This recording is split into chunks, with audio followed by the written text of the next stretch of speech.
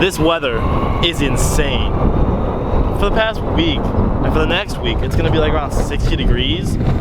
It's February, what is that? What is that all about? Anyways, it's kind of foggy today, which is giving me some like moody vibes. Might get a cool hyperlapse with that, or time lapse, we'll see. Anyways, I'm on my way to office hours now, gonna go finish up some homework, and then just try to kill the day, you already know.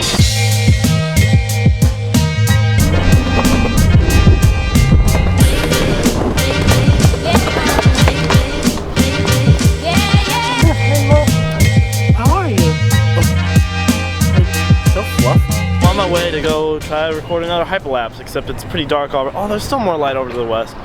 The struggle for me is like I want to find cool spots to do it, and the way it works, I think I'm gonna explain you kind of how to do it right now. The way it works, you kind of, well, there's a lot of ways you can do it, but like what I found works the best and works the most smoothly is to have some like point of interest, some like center. It doesn't have to be on the center, but like some point that you're like keying in on and like adjusting all of your frames from that reference point. So you need something that looks cool or interesting, but most of those things are just like overused for pictures and stuff at Ohio State, so I'm trying to find like more unique angles, but that's tough. I don't know. So either way, I'm going to the RPAC now. I have a meeting right at the RPAC too, so it kind of works out. Let me show you how to set up a hyperlapse. So right now I'm just trying to decide between that tower or like a reflection. I don't know, maybe I'll like key in on that thing. So what I'm gonna do is I'm going to look through the frame, see if it's lined up in the middle of my like point of interest, take a picture,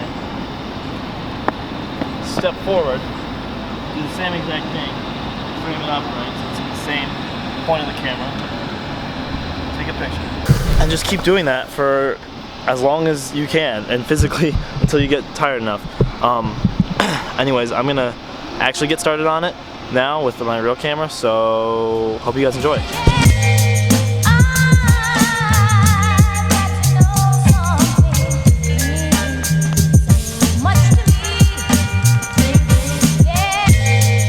Hopefully that looked cool. I don't really know how all the movement went. I'm no expert at this. I'm learning very much every single day. I'm gonna try to do these like once a day. The point of all of this, like showing you guys this, is just so like you can have a basic framework of, if you want to try this, how to do it. I'm a firm believer. When I learned how to edit, the guy who taught me most of what I know, he was very vocal about just supplying us with a framework of how to do things, and that we should experiment on our own. And that's how like videos and editing progress as a whole. People try new things, so I invite you guys to try new things. Yeah, this is like a basic toolbox of things you can do. Maybe, obviously, like I don't even know what it looks like yet, so it might look like crap. But the idea is pretty simple, and it's up to your own interpretation, your own perspective, how to make it your own, how to make it cooler than mine. Because, like I said, I don't think I'm that good at it. You shouldn't rely on just like one person or one technique to influence how you edit a video. In my eyes, like, although filming is so important and like the way you film can dictate how you edit, the edit is really where your voice and your perspective comes out through the video. Obviously, if you're having certain asides like I am right now, you can physically, through just no post-production work, share your perspective. But in terms of like montage editing and things like that, it's all about the editing. And yes, shooting is important, but be adventurous, be creative in the edit, because that's where you're gonna show how unique you are and how your videos differentiate from others. Hi! What's up, friend? What's up, BFFs? Hey. What are we doing today? Getting a variable. I'm bougie and have no self-control. Are you bad or are you bougie? Just bougie. Pretty mean. I'm dead. Cheers, or whatever. Except those like 3 or 4 things that we just mentioned. Before I show you guys more editing stuff, we're going to the gym, and Penny's coming. So let's get it, boy. You ready? You ready? Yes. Whew. Did you have a good workout? I did. Did you hear my stomach? I did hear your stomach. I hope the mic picked it up. Solid workout. My hair's crazy. I need a haircut. But now I'm gonna show you guys, I think, like I've kind of been talking about editing a ton this video, so I'm gonna show you guys how I edit a little bit. Okay, so right now we are in After Effects. This is the program that I use to edit all my videos on, which I will explain towards the end of the video why I do that, if you should, if you shouldn't, that type of thing, because for whatever reason, it's kind of controversial. I don't know if controversial is the right word, but a topic of discussion among people that know video editing and stuff like that. Regardless, this isn't going to be like a full tutorial. This is just going to be me kind of showing what my workflow looks like. If you guys are interested in like full tutorials about specific effects or transitions or anything to do with my workflow, like very in depth, I can do that. Just let me know in the comments. But this is just going to be pretty basic for those of you that are wondering. So right now I am editing a video that you guys will have seen yesterday. So the main difference between After Effects and most other video editing software is that this is a composite video editor rather than like a timeline video editor. I think that's the main distinction. So what that means is you can see like this is what my video looks like. It's all of these little clips stacked up on top of each other. It still goes like left to right, but it's not just one continuous line. This is my workspace or work area. This little, you can see the ends of these blue bar things. So I can just like play what I have just by clicking spacebar. I can bring this in. It'll loop whatever I have in there. So right now I'm just looking at the soccer footage of us messing around before a game. As you can see, it transitioned to the next clip. Sutton shooting and whatever. So what I want to happen next, well, first of all, Sutton hits a dab right here, and if you guys know, like a quintessential thing in my vlogs is like when something funny happens or like when a meme happens, I put sound effects over it. So I'm gonna put the dab sound effect. So I'm gonna do a few things to like speed this up. Again, I'm gonna skip over a lot of stuff, and there are more like discrete ways to do them, but I use a lot of keyboard shortcuts that I'll say. But if you want full tutorials, let me know. So it looks like right about here is when he hits the dab, right there. So I'm going to hit Control 8, and that's going to put a little marker right there. So when I know when I want the, like, look at my dab to hit. So then I'm going to drag in from my files my dab sfx.mp3. That's a little thing that I made after downloading the original song and then just exporting it as a thing.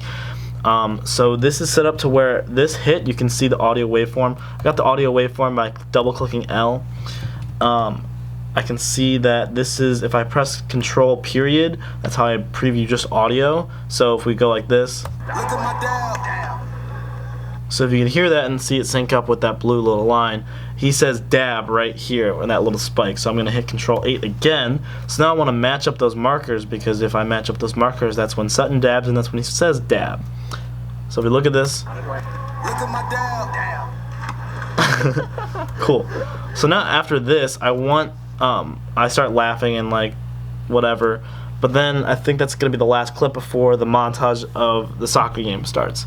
So naturally I want music to start crescendoing into like a main part in the song. So normally what I do, so I'm going to close this up just so I can see everything. I was already using a song. I always put my music at the top. And like literally and figuratively, that's what guides my edits is the song, so that's why I have it at the top. So I'm always referencing that and referencing hits in the song, so it syncs up and it seems to flow really nicely.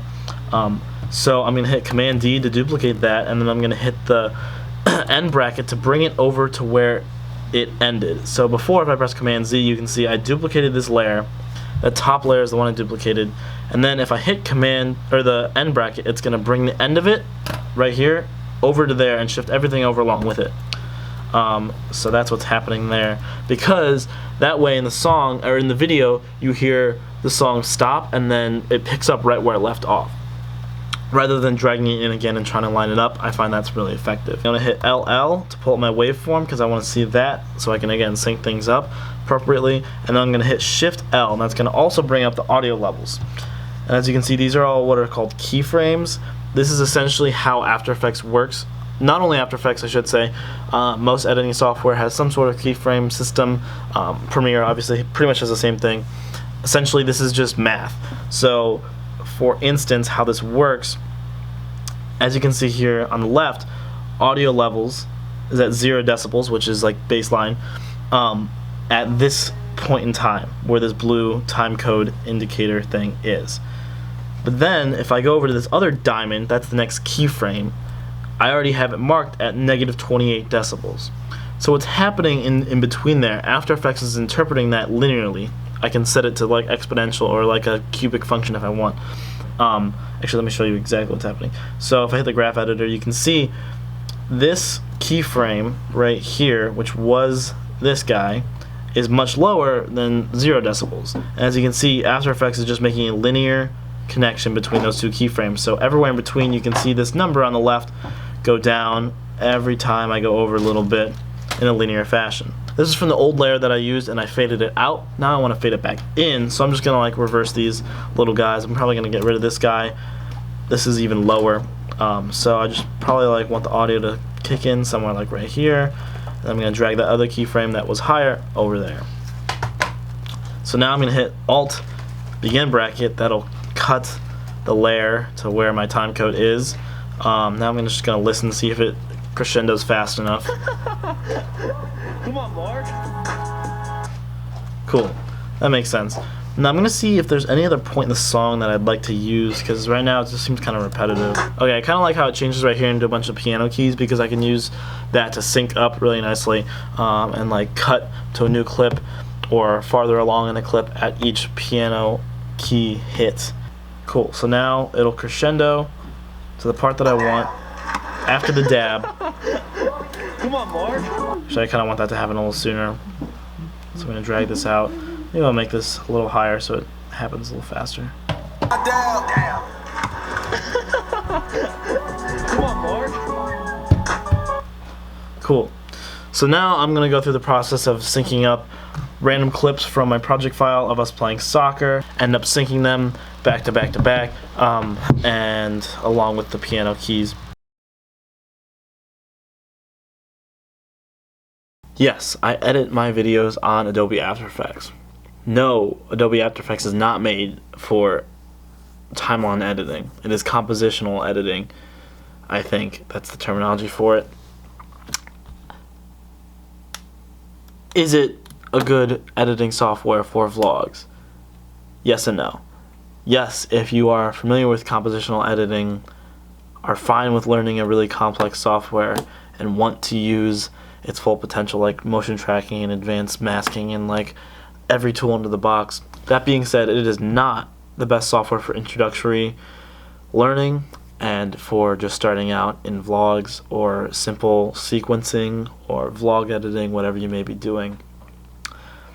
I am very, very efficient with Adobe After Effects. I know, I mean, like, you can customize keyboard shortcuts, but I use keyboard shortcuts, the built-in ones, at like almost every keystroke is a keyboard shortcut for me. I am so quick with it, I am so fast, and that's what makes it doable for me. A main reason why I continue to use After Effects is because it has almost an unlimited amount of resources and tools for me to use in my videos, and I obviously can't use all of them in every single one of my videos, but having them at my disposal, having those tools in my box allow me to try new things, and then trying new things allows me to increase my toolbox of like editing prowess and skills, that kind of thing, so that when I work on bigger projects, I'm able to like use all those things that I've practiced in my daily vlogs from experimenting on little things here and there because they're at my disposal to make those bigger projects better. That's my whole mindset with After Effects. Potentially I'm putting way too much strain on my computer. I haven't noticed any performance issues. You guys saw me, I was recording my screen and using After Effects and was able to RAM preview in real time, or with a lot of effects it was lagging behind like barely a second. I've always been told to go to a different software like Premiere or Final Cut, and I honestly do not think I would see any benefit to using those. I am too efficient with my keystrokes in After Effects to where if I were to like use Premiere, I would save milliseconds, and to me that's not valuable, and I would be losing plenty of seconds and minutes, if not hours, learning a new software. There's a lot of cool stuff that every software has to offer. It's all about finding what's the best for you. I mentioned this before. If you guys want more specific Adobe After Effects tutorials, I can certainly do that. I've learned a lot, but really like the best tutorials that I've learned are from Baker's Tuts. I'll link him in the description below. Almost everything that I know and do are because of him, at least the framework that is. I've built upon it myself, but he does a phenomenal job with his tutorials and deserves all the ad revenue because he's helped me out so much. I attribute a lot of my success in my videos to him, honestly. So if for some reason you're watching this, Baker, thank you. You're a legend. But that's about it, guys. Thank you so much for watching, and I will see you tomorrow. Love with it.